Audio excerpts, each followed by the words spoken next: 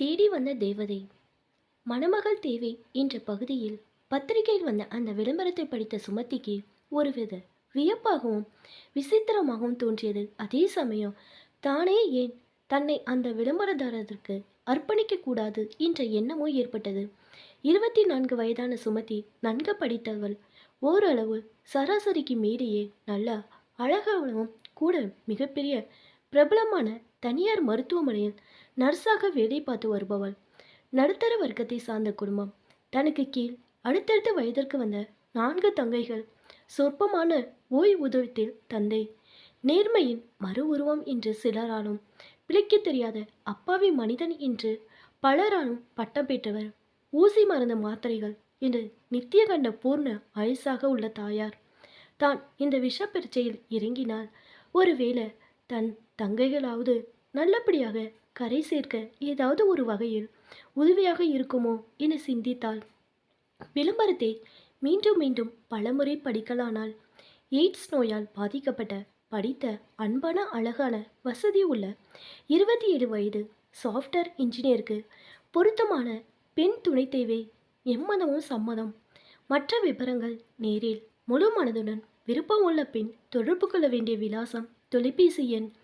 சிறிது நேரம் யோசித்தவள் ஒரு முடிவுக்கு வந்து அந்த தொலைபேசி எண்ணுடன் தொடர்பு கொண்டாள். ஹலோ, யார் பேசுறது? எதிர்முறையில் ஒரு பெண் குரல். மேடம் வணக்கம், என் பெயர் சுமதி, வடபழனியிலிருந்து பேசுகிறேன். விளம்பரம் சம்பந்தமாக பேச நேரில் வரணும். எப்போது வந்தால் உங்களுக்கு சௌரியப்படும்? விளம்பரம் கொடுத்தவன் வெளியே போயிருக்கிறான். சாயங்காலம் 5 மணிக்கு வந்து பாரு. அவன் வந்தால் நான் சொல்லி வைக்கிறேன். நீங்கள் யார் பேசுவது என நான் தெரிந்து கொள்ளலாமா? மேடம், சுமதி மிகவும் பணிவாக கேட்டாள். எதிர்முறையில் பேசுபவருக்கு ஆத்திரமாக வந்தாலும் மிகவும் இனிமையான கனிவான குயிலின் குரல் போல் இருந்ததால் பொறுமையுடன் நான் அவனுடைய அம்மா மரகதா என்று சொல்லிவிட்டு ஃபோனை துண்டித்து விட்டாள். சுமதி சுந்தர் பெயர் என்னவோ பொருத்தமாக தான் தெரிகிறது. நேரில் வரட்டும். பேய் ஓட்டுவது போல ஓட்டிவிடலாம் என கருவிக்கொண்டாள் மரகதம். மாலை மணி 5:15க்கு ஆட்டோவிலிருந்து இறங்கிய சுமதி வாசலில் உள்ள இரும்பு கதவை தள்ளியபடி இருபுறமும் பூத்து குலுங்கிய புஷ்ப செடிகளை ரசித்த வண்ணம் அழைப்பு மணியை அழுத்த முயற்சிக்கவும் கதவு திறக்கப்படவும் சரியாக இருந்தது. ஹலோ, ஐ ஆம் சுமதி, மே ஐ கமென்? தேன் போன்ற இனிமையான குரல், நல்ல உயரம், சிவப்பழகு, ஒடிசனான தேகம், பவுடர் அப்பாமலேயே இயற்கையிலே முகத்தில் ஒரு வசீகரம், அழகு தேவதையாக ஒரு உருவம் வீட்டு வாசலில் வந்து நின்று கொண்டு உள்ளே வரலாமா என்று கேட்டதும் கதவை திறந்த வாலிபன் சற்றோ யோசிக்கவில்லை. வாங்க உள்ள என்று அன்பொழுக அழைத்தான். அவள் உள்ளே வந்ததும் ஐ ஆம் Sundar, very glad to meet you என்று சொல்லி கை கூப்பிவிட்டு அங்குள்ள சோஃபாவில் அமர சொன்னா. அம்மா, அவங்க வந்திருக்காங்க என உள்கதவை திறந்து குரல் கொடுத்தான். அந்த அறையின் குளுகுளு வசதி சுமதிய உச்சி முதல் உள்ளங்கால் வரை குளிர்வித்தது. Coffee, tea, Boost, Bournvita, Horlicks, grape juice, apple juice. என்ன சாப்பிட்றீங்க? தூட் பேட்டாக்கள், வறுத்த முந்திரிகள், special mixture, orange cream biscuit முதலியவன் நிறைந்த தட்டொன்றை டீபாயுடன் சுமதி அருகில் நகர்த்தியவரை கேட்டான் சுந்தர். நோ தேங்க்ஸ், குடிக்க தண்ணீர் மட்டும் போதும். ஃப்ரிட்ஜிலிருந்து ஐஸ் வாட்டர் பாட்டில் எடுத்து சுமதியிடம் சுந்தர் நீட்ட இருவர் மனதிலும் ஏதோ சில்லென்ற ஒரு உணர்வு ஏற்பட்டது. வாமா, நான் தான் மரகதம்.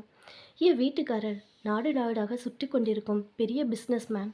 குடும்ப விஷயங்களெல்லாம் தலையிட அவருக்கு நேரமே கிடையாது. இவன் என் ஒரே மக சுந்தர். இவன் தான் எனக்கே தெரியாம அந்த விளம்பரம் கொடுத்துருக்கான் என்று சொல்லி முரட்டு நாற்கால் ஒன்று நிரம்பி வழியுமாறு கும்மன்று உட்கார்ந்து கொண்டாள் மரகதம். மரகதத்தை பார்த்ததும் மரியாதை நிமித்தமாக இருந்து கைகூப்பி நின்ற சுமதியின் செயல்களால் மனதுக்குள் மகிழ்ந்த மரகதம், பரவாயில்ல, நீ உட்கார்ந்து கொள் என்று சொல்லிவிட்டு சுந்தரையும் வேறு ஒரு நாற்காலியில் வாயை திறக்காமல் அமைதியாக உட்காரும்படி தன் ஒரு மாதிரியான கண் அசைவுகளாலே உத்தரவு பிறப்பித்தாள் மரகதம். உங்களுக்கு பூர்வீகம் எந்த ஊருமா? சென்னையில் எவ்வளோ நாளாக இருக்கீங்க? சுமதியை பார்த்ததும் மரகதம் தன் பேச்சை ஆரம்பித்தாள். எங்கள் அப்பா அம்மாவின் பூர்வீகம் திருச்சிராப்பள்ளி பக்கம் ஆங்கரை கிராமம். ஆனால் நாங்கள் சின்ன வந்து 25 வருஷங்களுக்கு மேல் இருக்கும். நான் பிறந்து வளர்ந்ததெல்லாம் இதே சென்னை தான் என்றாள் சுமதி. இவள் பெற்றோர்களின் பூர்வீகம் திருச்சி என்று கேள்விப்பட்டதும் மரகதத்திற்கு சற்றே மகிழ்ச்சி ஏற்பட்டது. மரகதத்தின் பிறந்த வீடும் திருச்சி மாவட்டத்தில் உள்ள மணக்கால் என்ற கிராமம். திருச்சியிலிருந்து சுமதி சொன்ன ஆங்கர் என்ற கிராமத்தை தாண்டிதான் லால்குடி வழியாக மணக்கால் போக வேண்டும். சுமதி மேலும் தாமதிக்கவில்லை. தன்னை பற்றியும் தன் உத்தியோக பற்றியும் தன் குடும்ப சூழ்நிலை பற்றியும் தாய் தந்தை 4 தங்கைகள் முதலிய எல்லா விபரங்களையும் சுருக்கமாக எடுத்துரைத்தாள். என் மகன் எனக்கே தெரியாமல் இப்படி ஒரு கேவலமான விளம்பரம் கொடுத்திருந்தோம். ஒரு பெரிய குடும்பத்தில் மூத்த பெண்ணாக பிறந்துள்ள நீ எந்த தைரியத்தில் இங்கே புறப்பட்டு வந்தாய்? மரகதம் தன் முதல் அம்பை தொடுத்தாள். இவரை போன்ற சிலர் இன்று உள்ள சாதகமான சூழ்நிலையில் உண்மையை முழுவதுமாக மறைத்து கூட மிக சுலோபமாக திருமணம் செய்து கொள்ள நினைக்கலாம். எந்த ஒரு மருத்துவ பரிசோதனைகளோ மருத்துவ சான்றிதழ்களோ வேண்டும் என்ற கட்டாயம் எதுவும் இல்லாமலேயே நம் நாட்டில் ஜாதக பொருத்தத்தையும் ஜோசியர்கள் சொல்லும் பலன்களையும் கல்யாணத்தரர்களின் வாய் சவுடால்களையும் மட்டுமே நம்பி நிறைய திருமணங்கள் மிக சுலோபமாக நடந்து முடிந்து விடுகின்றன. இது போன்ற ஏமாற்று உலகத்தில் இவர் தன் விளம்பரத்தில் உண்மையை உண்மையாக மறைக்காமல் ஒத்துக்கொண்டு கூறியிருந்தது முதலில் என்னை மிகவும் கவர்ந்தது. மேலும் ஈட்ஸ் என்பது மிகவும் மெதுவாக பரவும் ஒரு ஆட்கொள்ளி நோய். இன்றோ அல்லது நாளையோ கூட அதை பரிபூர்ணமாக குணப்படுத்த நம் மருத்துவ விஞ்ஞானிகளால் மருந்து கண்டுபிடித்துவிடக்கூடும். அந்த நம்பிக்கை எனக்கு இருப்பதால் புறப்பட்டு வந்தேன் என்றாள் சுமதி. தனக்கு வரப்போகும் கணவன் ஒரு ஒழுக்கம் கெட்டவன் என்ற ஐஏஎஸ் முத்திரை உன்னை பாதிக்கவில்லையா? மரகத்திடமிருந்து பாய்ந்து வந்த 2வது அஸ்திரம் இது. வயசு கோளாறினாலும் ஏதோ ஒரு ஆர்வ கோளாறினாலும் கெட்ட நண்பர்களின் செயற்கையினாலும் அவர்களின் தவறான வழிகாட்டுதலாலும் சில ஆண்கள் அவசரப்பட்டு தெரிந்தோ தெரியாமலோ இது போல தவறான போகக்கூடாத இடங்களுக்கு போய்விட்டு தவறையின்றி தெரியாமல் தவறுகள் செய்துவிட்டு பின்னால் அதற்காக வருந்தி வெக்கப்பட்டு வேதனைப்பட்டு மீண்டும் அதுபோல் தவறுகள் செய்யாமல் திருந்தி விடுவதற்கான வாய்ப்புகள் மிகவும் அதிகம். இவர்களை இத்தகைய செயலை நான் நியாயப்படுத்துவதாக தயவுசெய்து எண்ண வேண்டாம். மழைக்காலத்தில் நாம் தெருவில் நடந்து போகும்போது கால் வலிக்கையோ கல் தடிக்கையோ தவறுதலாக சேற்றிலோ சாக்கடையிலோ விழுந்து விடுவதில்லையா? அதுபோலதான் இதுவும் தெரிந்தோ தெரியாமலோ நம் கை அல்லது கால் விரல்களால் அசிங்கத்தை தொட்டு விடுவதில்லையா? அதுபோலதான் இதுவும். அதற்காக அந்த அசிங்கத்துக்குள் மேல்பட்ட நம் விரல்களை உடனே நாம் வெட்டி எறிந்து விடுகிறோமா? இல்லையே. அதுபோலதான் இவர்களை நாம் ஒழுக்கம் கெட்டவர்கள் என்று ஒரேடியாக ஒதுக்கிவிட முடியாது. எதிர்பாராமல் நம்மை மீறி நடந்து முடிந்துவிட்ட இதை ஒரு சிறிய விபத்து என்றுதான் நாம் எடுத்துக்கொள்ள வேண்டும். இது போன்ற விபத்துகள் பெண்களுக்கு கூட திருமணத்துக்கு முன்பே துரதிருஷ்டமாக ஏற்பட்டு விடுவதுண்டு. அதை நாம் ஒரு கெட்ட கனவு போல் மறந்து விடுவதே நல்லது.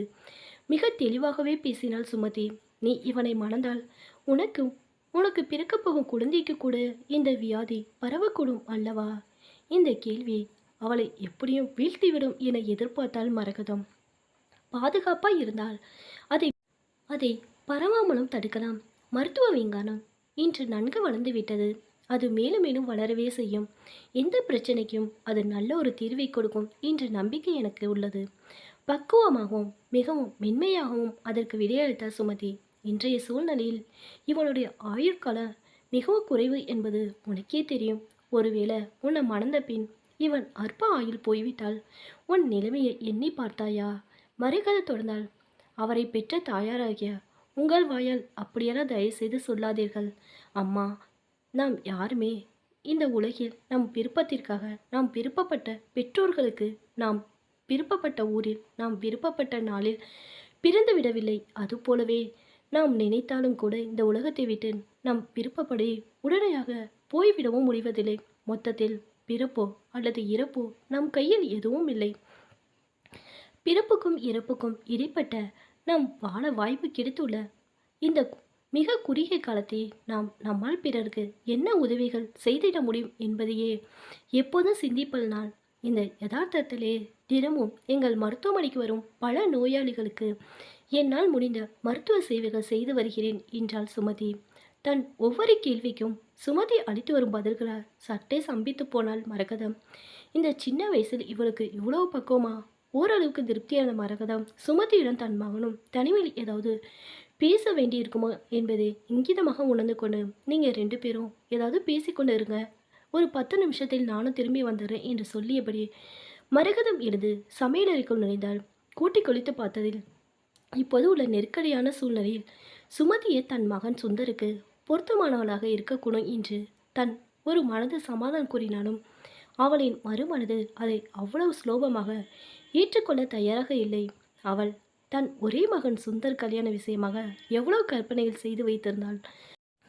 அவை கொஞ்சமா நஞ்சமாக அடடா, எல்லாம் இப்படி அவன் கொடுத்துள்ள ஒரே ஒரு விளம்பரத்தால் தௌடிப்புடியாகும் என்று அவள் நினைத்து பார்க்கவே இல்லையே. சிறிது நேரம் கழித்து மூவருக்குமான சிற்றுண்டி தட்டுடன் மீண்டும் வந்து அமர்ந்தாள் மரகதம். டிஃபன் ஏதும் தனக்கு வேண்டாமே என்று தவித்து நினைத்த சுமத்தியை சுந்தரும் அவன் தாய் மரகதமும் வற்புறுத்தி தங்கள் வீட்டு சிற்றுண்டி சாப்பிட்டுதான் ஆக வேண்டும், இல்லாவிட்டால் நாங்களும் சாப்பிட மாட்டோம், சோறு ஆறிவிடும் என்று சொல்லி சாப்பிட வைத்தனர். உடுத்தி வந்த ஆடையும் கசங்காமல் கீழே சிந்தாமல் சிதறாமல் அவள் டிஃபன் தட்டை தன் கழுத்தருகே நெருக்கி பிடித்தபடி வைத்துக்கொண்டு சாப்பிடும் அழகையும் காஃபியையும் 2 ஆற்ற ஆட்டிவிட்டு சுட்டு சுட்டாக ரசித்து கொடுத்த நளினத்தையும் மரகதமும் அவன் மகன் சுந்தரும் மிகவும் வியப்பாக நோக்கினர். அப்புறம் உங்களுக்குள் தனியாக பேசியதில் என்ன முடிவை எடுத்தீர்கள்? சுமதியும் மகன் சுந்தரையும் பார்த்து கேட்டான் மரகதம். அம்மா, சுமதி உங்களுக்கு பிடித்திருந்தால் அவர்கள் வீட்டுக்கு போய் அவள் பெற்றோரிடம் முறைப்படி பெண் கேட்டு பார்ப்போமே. சுந்தர் சற்று தாமதிக்காமல் பதிலளித்தார். சுமதிக்கு எந்த குறைச்சலும் இல்லைதான், ஆனா என்று இழுத்து நிறுத்தினான் மரகதம். புரியுதுமா, சுமதி வீட்டு வசதி போதாது, நீ எதிர்பார்க்க அளவில் அவர்களால் எதுவுமே செய்ய முடியாது. உன் அந்தஸ்துக்கும் அவர்கள் அந்தஸ்துக்கும் ஏணி வைத்தாலும் எட்டாது என்று தானே சொல்ல நினைக்கிறாய்? சற்று எரிச்சலுடன் சுந்தர் எதிர்கேள்வி கேட்க, அதுவும் சுமதியை பக்கத்தில் வைத்துக்கொண்டே மரகதம் மிகவும் மிரண்டு போனாள். எப்போதுமா உங்க வீட்டுக்கு கல்யாண சம்பந்தமா பேச வரலாம் என்று சுமதியிடம் மரகதம் கேட்டாள். நீங்கள் எப்போது வேணாலும் வரலாம், ஆனால் வருவதற்கு 1 மணி நேரம் முன்பாக ஃபோன் செய்துவிட்டு வந்தால் நானும் உங்களை வரவேற்க சௌரியமாக இருக்கும் என்று சொல்லி தன் ஹேண்ட்பேக்கை திறந்து பேப்பர் பேனா எடுத்து தன் வீட்டு விலாசத்தையும் ஃபோன் நம்பரையும் முத்து முத்தாக அவளை போன்ற அழகாக எழுதி கொடுத்தாள். அவள் எழுதி கொடுத்த பேப்பரை அம்மாவும் பிள்ளையும் ஆசையோடு பார்வையிட்டு கொண்டதும் போதே டிஃபன் சாப்பிட்ட எல்லாருடைய தட்டுகளையும் காஃபி சாப்பிட்ட எல்லா டவரா டம்ளரையும் சேர்த்து அழகாக எடுத்துக்கொண்டு போய் சமையலறை அவற்றை கையோடு கழுவி அங்கிருந்த மேடையில் கவிழ்த்து வைத்துவிட்டு தன் கை விரல்களில் படிந்த ஈரத்தை அழகான பூ போட்ட புது கர்ச்சிஃப் ஒன்றினால் ஒத்தியபடி வந்த சுமதியின் செயல் மரகதத்தை மேலும் மகிழ்ச்சியை ஆத்தியது. அடுத்தடுத்த காரியங்களை கவனமாக சுறுசுறுப்பாக இருக்கும் குடும்ப பொறுப்புள்ள இவள் தனக்கு மருமகளாக வரப்போகிறாள். தனக்கும் தன் மகன் சுந்தருக்கும் இனி எப்போது எதற்குமே கவலை இல்லை என்ற சிந்தனை மரகத்தின் மனதுக்குள் மிகுந்த மகிழ்ச்சியை ஏற்படுத்தியது. சுமதி விடைபெற்று செல்ல தயாராக எழுந்து கொண்டு விட்டாள். மரகதம் எழுந்து அருகே இருந்த பூஜை ரூமுக்கு சுமதியை கூட்டி போய் சுவாமி விளக்கை ஏற்றினான். வெற்றிலைப்பாக்கு, தேங்காய், ஆப்பிள் பழம், ஜாதி பூச்சரம், பட்டு ரோஜா, மஞ்சள் கிழங்கு, வசதியான ரவிக்கை துணி ஆகியவற்றின் ஒரு 100 ரூபாய் சலவை தலையும் அதில் மடித்து ட்ரே ஒன்றில் வைத்து குங்குமச்சுமையுடன் சுமதியிடம் நீட்டினான். மரகதத்தை காலை விழுந்து குமிட்டு விட்டு அவற்றை கையில் வாங்கி கொண்டு கண்களை ஒத்தி கொண்டார் சுமதி. ரெடியாக சுந்தர் ஒரு அழகிய காலியான கைப்பை எடுத்து சுமதியிடம் நீட்ட, ரொம்ப தேங்க்ஸ், டைம்லி ஹெல்ப் என்று சொல்லி அதை தன் கையில் வாங்கி மரகத கொடுத்த பொருட்களை அதை போட்டுக்கொண்டாள். ஜாதி பூச்சரத்தை தன் தலையில் சூடிக்கொண்டாள். பட்டு ரோஜாவையும் அதன் நடுவில் பதித்து கொண்டாள். மிகவும் அழகான பெண்ணாக சுமதியின் நீண்ட கருமையான கூந்தலில் ஏறிய பிறகுதான் அந்த பூக்களுக்கு மேலும் தனி அழகு ஏற்பட்டது என்று மரகதம் தன் மனதுக்குள் நினைத்து மகிழ்ந்து கொண்டாள். டி சுந்தர், இவளுடன் திருமணம் வர நீயும் போய் பத்திரமா வழி அனுப்பிவிட்டு வா என்று மரகத சொல்ல வெற்றி களிப்புடன் சுமதியிடம் பேசிக்கொண்டே சென்றான் சுந்தர்.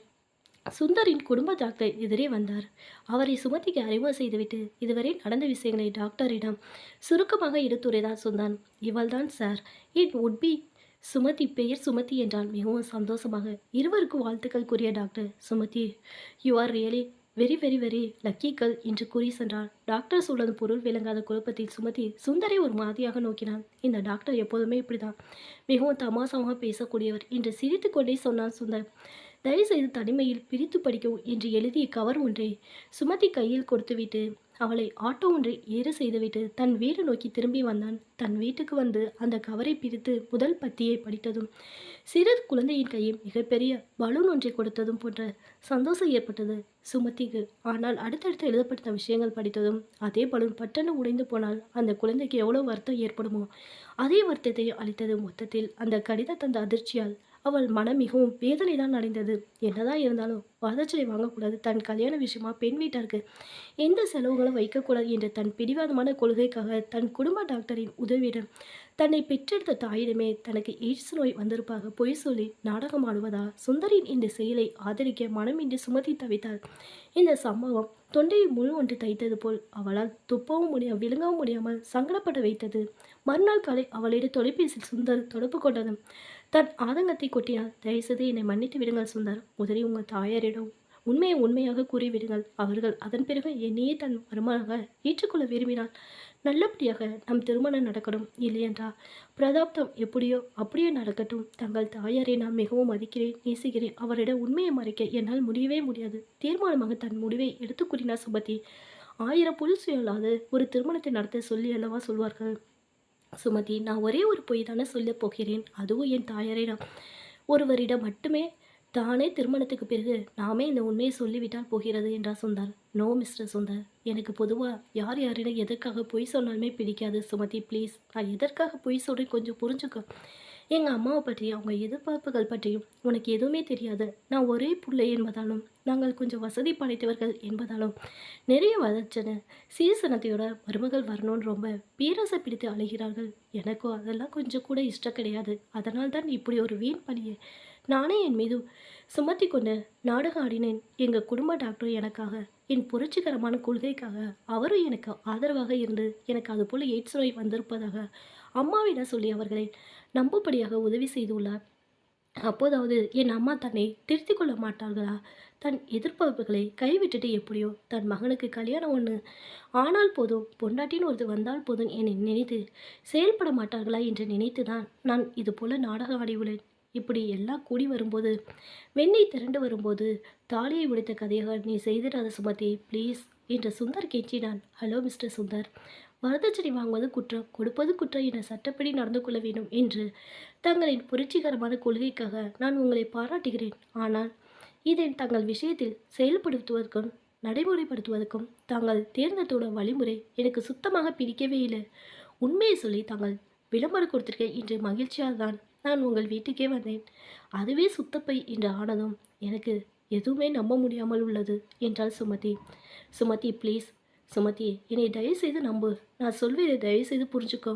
எனக்கு உண்மையிலேயே எய்ட்ஸ் எல்லாம் எதுவும் கிடையாது. நான் வேண்டுமானால் நீ வேலை பார்க்கும் மருத்துவமனைக்கு நாளைக்கு இரத்த பரிசோதனை செய்து கொள்ள வந்து இதை உன்னிடம் நிரூபித்து காட்டுகிறேன் போதுமா என்றான். தேவையே இல்லை, அது போதெல்லாம் எதுவும் நீங்கள் தயவுசெய்து செய்ய வேண்டாம்.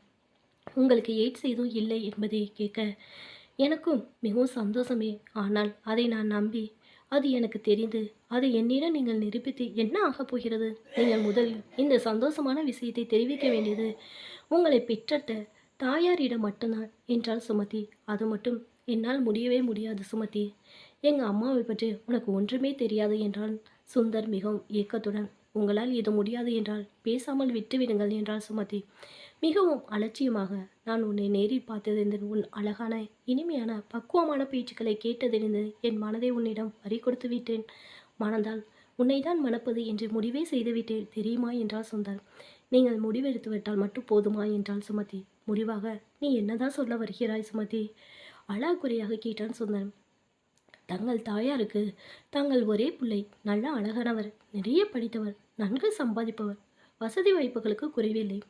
உங்களை மணக்க வரும் பெண்ணும் அதுபோல வசதி வாய்ப்புகள் உள்ளவளாக நிறைய சீர்சனத்துடன் வர வேண்டும் என்று தங்கள் தாயார் எதிர்பார்ப்பதை நான் குறை கூற மாட்டேன். அது மட்டும் என்னால் முடியவே முடியாது சுமதி. எங்கள் அம்மாவை பற்றி உனக்கு ஒன்றுமே தெரியாது என்றான் சுந்தர் மிகவும் ஏக்கத்துடன். உங்களால் இது முடியாது என்றால் பேசாமல் விட்டுவிடுங்கள் என்றாள் சுமதி மிகவும் அலட்சியமாக.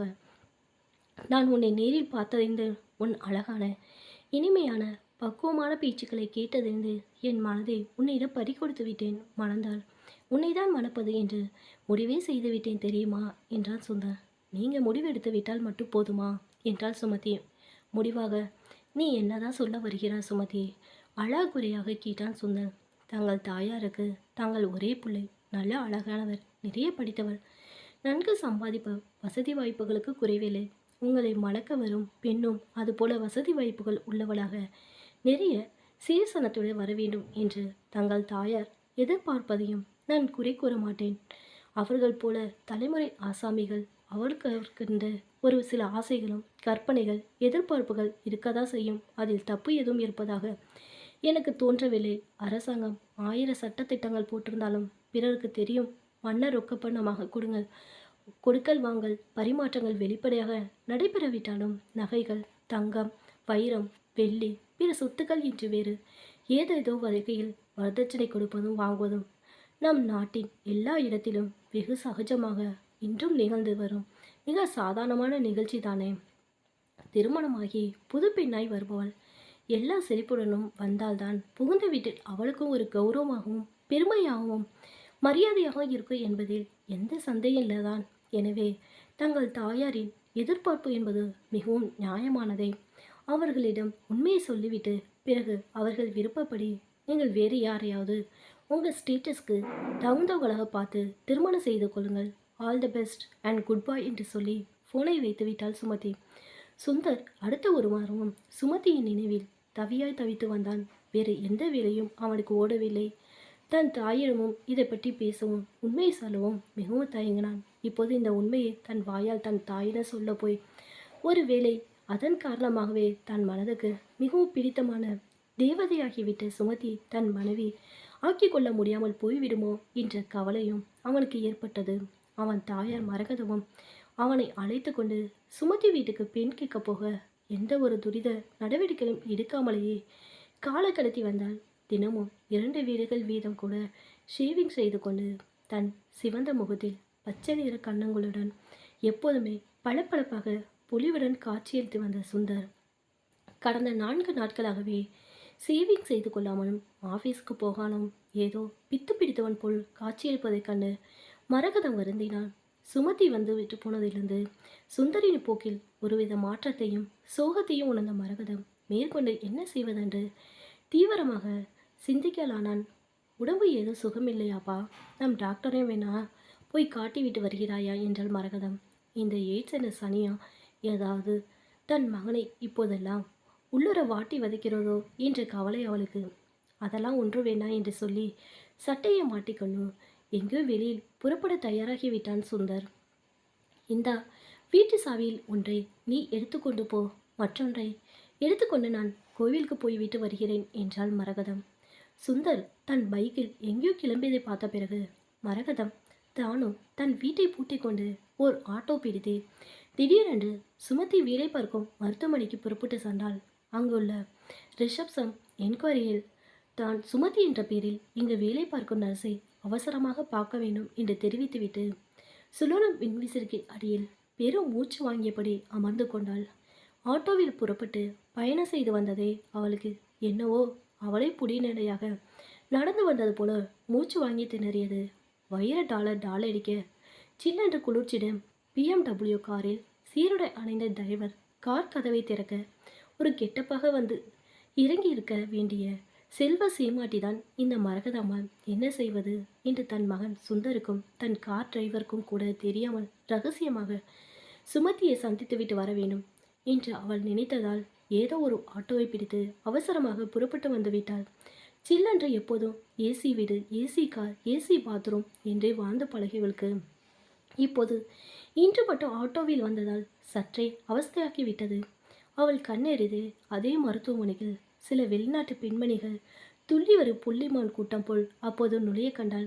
மரகதம் வாழைத்தண்டு போட்டு வளவளப்பான கைகளும் கால்களும் அவர்களுக்கு புதிதாக பறித்து வந்த பச்சை வேர்க்கடலின் மேல் துளை உடைத்ததோ உள்ளே இருக்குமோ அதே ரோஸ் கலர் போலவே அவர்களின் ஒட்டுமொத்த நிறம். அவர்கள் ஒரு சிலர் பௌர்ணமி முழு நிலவு போல் பால் வெண்மையாகும், சிலர் குட்டியொன்று இள நொங்க போல் பார்க்கவே பரவசமாகும், சிலர் பரங்கி பழத்தை போல் பிளந்தது போல் செக்கச்செவேன் முகத்தோற்றம் கொண்டிருந்தனர்.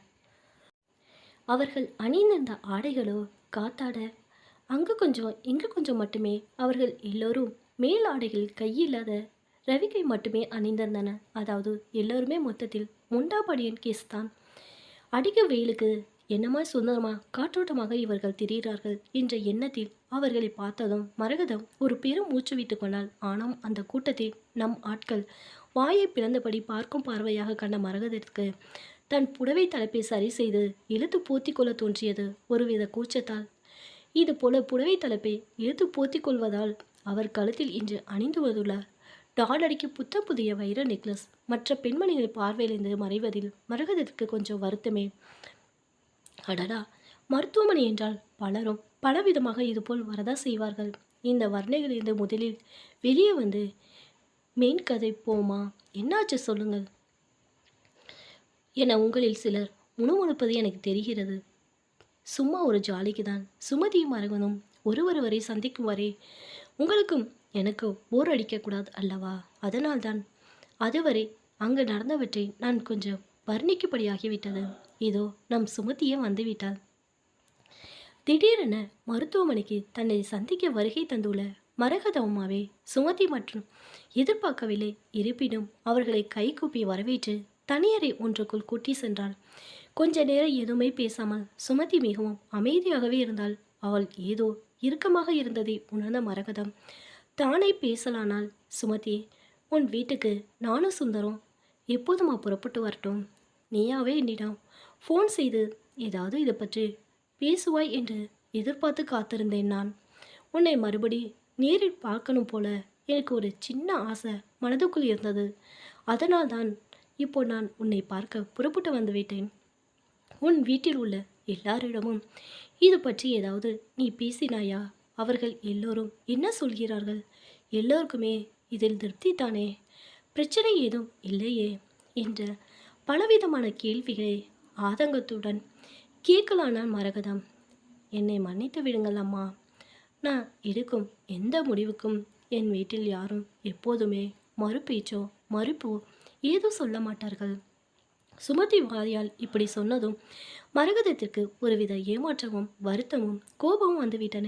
என் பிள்ளை சுந்தரியே வேண்டாம் என்கிறாள். அவனுக்கு வந்திருக்கும் வியாதி கண்டு பயப்படுகிற போல் இருக்கிறது. வியாதி என்று சொல்லித்தானே விளம்பரம் கொடுத்திருந்தான்.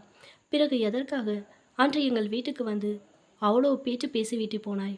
உன் நினைவாகவே நம்பிக்கையுடன் காத்து கொண்டிருக்கும் என் மகன் சுந்தரின் நிலைமை யோசித்து பார்த்திருந்தால் நீ மிக சுலபமாக நன்றாக யோசித்து பார்த்ததில் எனக்கு தான் இப்போது இந்த விஷயத்தில் சுத்தமாக விருப்பமில்லை என்று இப்போது நீ என்னிடம் சொல்லியிருக்க மாட்டாய். எல்லாம் என் தலையெழுத்து என்று சொல்லிவிட்டு கோபமாக புறப்பட்டு விட்டாள் மரகதம். மரகதம் மிக கோபமாக எழுந்த வேகத்தில் அவள் அமர்ந்திருந்த சூழலும் நாற்காலி நீண்ட நேரம் அசைந்து ஆடிக்கொண்டிருந்தது. சுமதிக்கு என்ன சொல்வதென்றே புரியவில்லை. சுந்தர் நடத்தியுள்ள எய்ட்ஸ் என்ற நாடக விளையாட்டை தன் வாயால் அவர்களுக்கு விலக்கி கூறவும் விருப்பமின்றி மிகவும் தயங்கியபடி மௌனமாகவே இருந்துவிட்டாள். தன் மீது மிகுந்த கோபத்துடன் மரகத வெளியே செல்வதையே சற்று நேரம் பார்த்து கொண்டிருந்தாள் சுமதி. பிறகு 7ஆம் நம்பர் கட்டிலில் உள்ள பேஷண்டான பெரியவருக்கு ட்ரிப்ஸ் ஏற்ற வேண்டும் என்று நினைவுக்கு வந்தவளாக தன் கடமையில் மூழ்கி போனாள். எங்கேயோ பைக்கில் வெட்டியாக ஊரை சுற்றிவிட்டு வந்திருந்த சுந்தர் மிகவும் சோகத்தில் மூழ்கியிருந்தான். வீட்டின் மேல்கூரையில் சுழலும் மின்விசிறியை வெறித்து பார்த்தபடி கட்டிலில் மல்லாக்க படுத்திருந்த சுந்தரை நெருங்கி மரகத பேசலானால், நமக்கு அதிர்ஷ்டம் இல்லடா சுந்தர். சுமதிக்கு இந்த கல்யாணத்தில் சுத்தமாக விருப்பம் இல்லையாம். என்னிடமே இதை அவள் நேரில் சொல்லிவிட்டாளே, நான் என்ன செய்வது? எவ்வளோதான் பணக்காசு சொத்து சுகம் நம்மிடம் கொட்டியிருந்தாலும் சுமதியை போல ஒரு அழகான, அமைதியான, அடக்கமான, நாகரிகமான, படித்த, பண்புள்ள, புத்திசாலியான பெண் எனக்கு மருமகளாக அடைய கொடுத்து வைக்கவில்லையே என கூறி கண்ணீர் விட்டு புலம்பினாள் மரகதம். விஷயத்தை கேள்விப்பட்ட சுந்தருக்கு தன் விபரீத விளையாட்டை தன் தாயாரிடம் மேலும் மறைக்க விருப்பமில்லை. நடந்த விஷயங்களை ஒன்று விடாமல் தன் தாயாரிடம் விலக்கி கூறி சுமதியின் விருப்பமின்மைக்கான உண்மை காரணத்தையும் எடுத்து சொல்லி தனக்கு எப்படியாவது சுமதியை மனைவியாக வருமாறு ஏற்பாடுகள் செய்து உதவுமாறு தன் தாயாரிடம் கெஞ்சினான். எப்படியோ தான் பெற்ற ஒரே பிள்ளை சுந்தருக்கு கொடிய வியாதி ஏதும் இல்லை என்றதை கேள்விப்பட்டதும் அவனின் பெற்ற வயிறு பாலை வாத்தது போல் குளிர்ந்து போனது. தன் மகன் சுந்தர் தன்னிடமே நடத்தியுள்ள பொய் நாடகத்தையும் அதற்கு துணை போன குடும்ப டாக்டரையும் மனதுக்குள் கண்டபடி திட்டி தீர்த்தாள். இருப்பினும் சுந்தரை கல்யாணம் செய்து கொள்வதற்கு சுமதி மறுப்பு தெரிவித்தாள் என்பதன் உண்மை காரணம் இப்போதுதான் மரகதத்திற்கு புரிய வந்தது. உடனே சுமதி மீது மரகதத்தின் மதிப்பு பல மடங்கு உயர்ந்தது. தனக்கு ஆதாயம் இருப்பினும் தன் மகன் தன்னிடமே பொய் சொன்னதை பொறுத்து கொள்ள மனமின்றி கொஞ்சமும் சுயநலம் இல்லாமல் துணிச்சலுடன் நடந்து கொண்டு சுமதியை தனக்கு ஏற்ற மிக சிறந்த ஒரு மருமகளாக இருக்க முடியும் என்று பேரானந்தப்பட்டாள் மரகதம். அடுத்த 1 மாதத்திலே சுமதி சுந்தர் திருமணம் வெகு விமர்சையாக மரகதத்தால் நடத்தி வைக்கப்பட்டது.